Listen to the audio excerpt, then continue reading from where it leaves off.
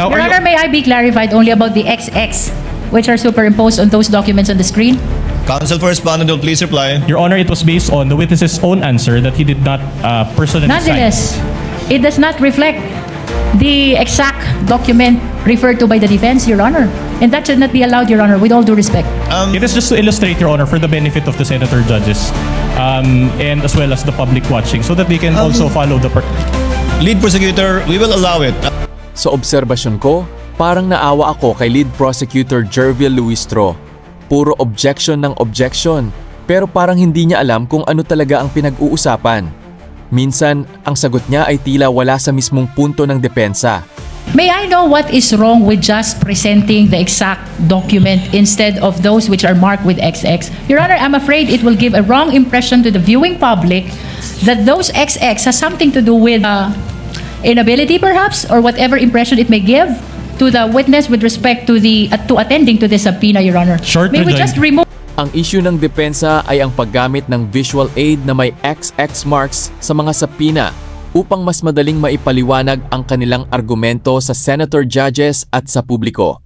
Agad namang nag-object si Luistro dahil aniya, maaari itong makalito dahil hindi ito eksaktong kopya ng orihinal na dokumento. The prosecution is willing to stipulate as to the issuance of this subpoena by the National Bureau of Investigation during the time that the witness is not yet appointed as the NBI Director, Your Honor. But that's not my question, Your Honor. I Anyway, think Your that Honor... unless you're willing to stipulate, counsel, to abbreviate the proceedings, that insofar as the questions of the counsel for respondent is concerned, that for the remaining four subpoenas, that the same answer of the witness for the previous 6 ones will be the same.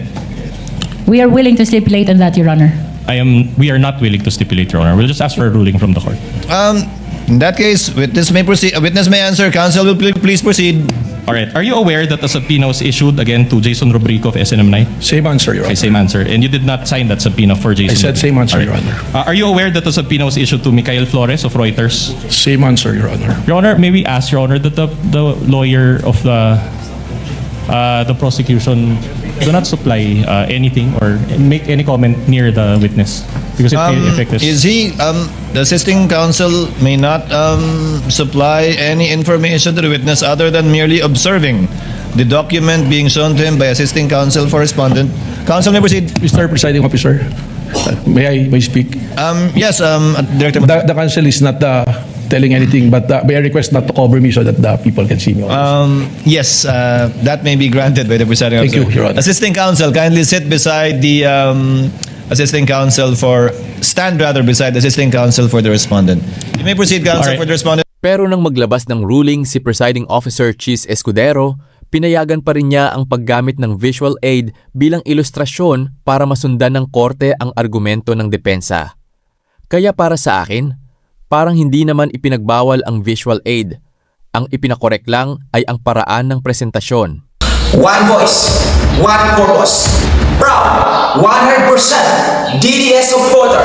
I am the Sard Admirer. Follow my channel para sa bayan